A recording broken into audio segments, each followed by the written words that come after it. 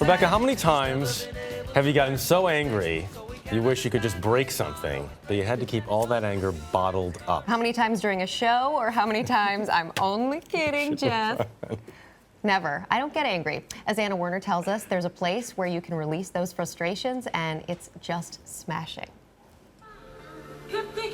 This is the Anger Room, a new Dallas business where people pay to turn their frustration into destruction, one swing at a time. For $25, customers are given 5 minutes and a baseball bat to demolish everything in sight. The premise? Allow people to pummel away their problems, pay more money, and get more time in the room, and more objects to destroy. Suksan Litasek came to the Anger Room with a lot of stress. I've had a hard time dealing with people growing up. It's just, a lot of racism, a lot of exclusion. So the 26-year-old MBA student from Fort Worth started swinging. 5 minutes and a room of debris later. I think it was therapeutic.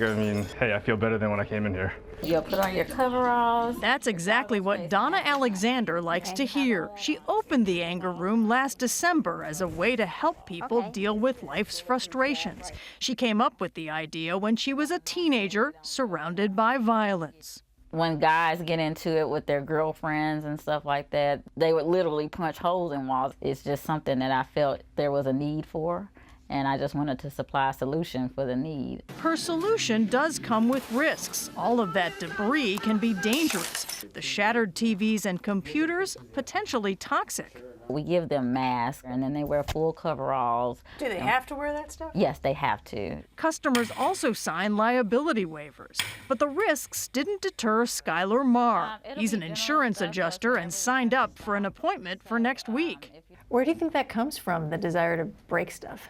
I don't know, just letting out anger, frustration, in a healthy way, of course.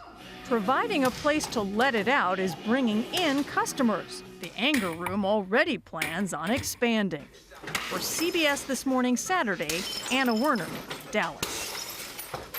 So is an anger room really a smart way to deal with your frustrations? Dr. Jennifer Hartstein is here with some insights on that. Jen, it's so good to see you So again. great to see you guys. I've been trying to discourage Jarvis from breaking out the bat here. We spent a lot of money on this new studio. This is a beautiful studio. I'm going to make my anger room elsewhere.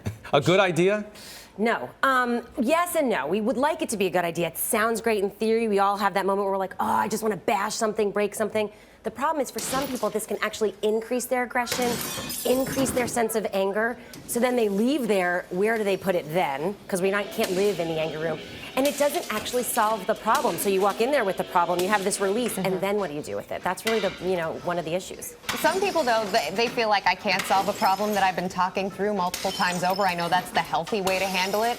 Why not resort to this if you just know that talking isn't going to fix it? So you need to build in something that's a more long-term solution, right? This is a quick stop, and it's also expensive. You can't go every for 5 minutes, $25, that's not cheap. So you max out your credit card on the anger room. Exactly. So you have to figure out what you can do instead. Might that be finding someone to talk to? Might that be going to the gym? Might that be choosing something like boxing that might find the release, but done in a very controlled way? Yep. So find a way to release the feelings if you can't change the situation. The gym is always a great idea, isn't it? And sometimes it's tough to actually get there or go for that run or whatever else, but you always feel so much better. Totally. So there's all these healthy ways. This we want to say is a healthy way, and it really, as we've said, isn't. So find the gym. If you can't get to the gym, do something in your house. You can do jumping jacks in your house. You can take a walk outside with your dog if you have a dog. You can walk up and down the stairs in your house if you can do that. Find a way to get some sort of exercise, and if you can't, breathing is your first step to everything.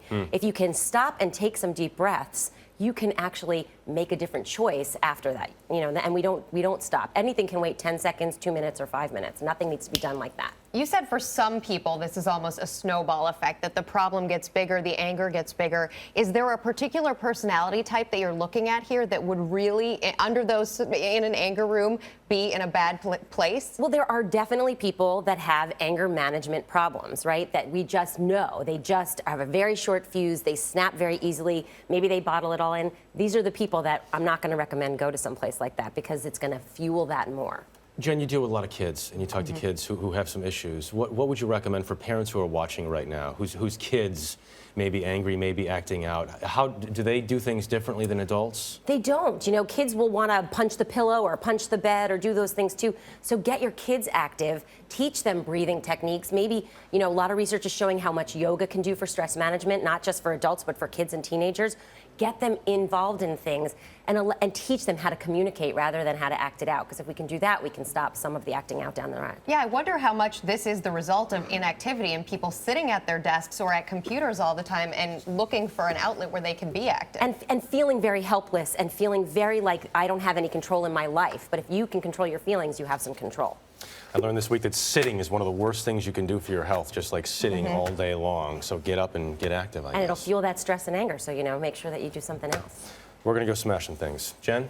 Enjoy that, Jeff. Jen Hartstein, Thank you, thanks. Jen.